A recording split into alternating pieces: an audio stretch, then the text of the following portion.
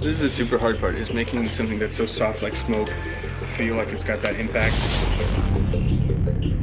Our main character, Delson, has basically the coolest power.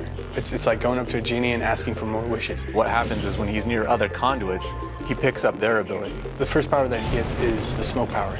That means he can drain it, he can turn into it, and he can project it. When you think about where is smoke in a city, you think of maybe chimneys, fires. You can get smoke from vehicles in this game, but you have to destroy them first. And of course, those end up blowing up and blowing up other things around them. And all those things now become smoke sources. Every designer loves a burning car. I don't know why, but every effects artist has to do this at some point. The PlayStation 4 is really allowing us to do some stuff that we couldn't before. And that meant writing new tools and new particle systems to accommodate that. All of our particles are self-shadowing, taking environment light. You can see that the particles are actually affected by the environment shadows as well. It just makes everything feel more connected to the world. It brings it all together. Honestly, for me, the effects are the coolest part of the game right now.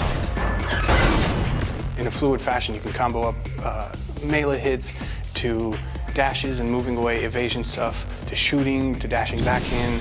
You can dash through guys, grab them, flip them over. Bam! Oh, that's beautiful. It inspires that visceral reaction in people when they see it. It tosses things in the air, and then they kind of like almost hover with some smoke around them, and then they blow up. Instead of just, it's actually windy gusts of. It's like, yeah. Whoa, you know, whirlwind of smoke. Me too, and these bad guys, right? And then at the end, all this crap's in the air. Plop.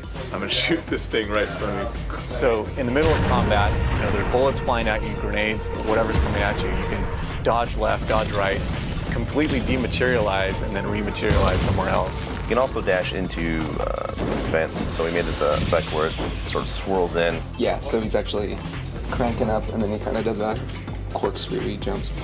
It's one of those things that just gives you all this energy, and you can sort of jump into combat, jump into action, and you feel so powerful and quick, and you almost want to get surrounded. You're waiting for that moment to get surrounded so that you could just unleash this power that they didn't even know you had.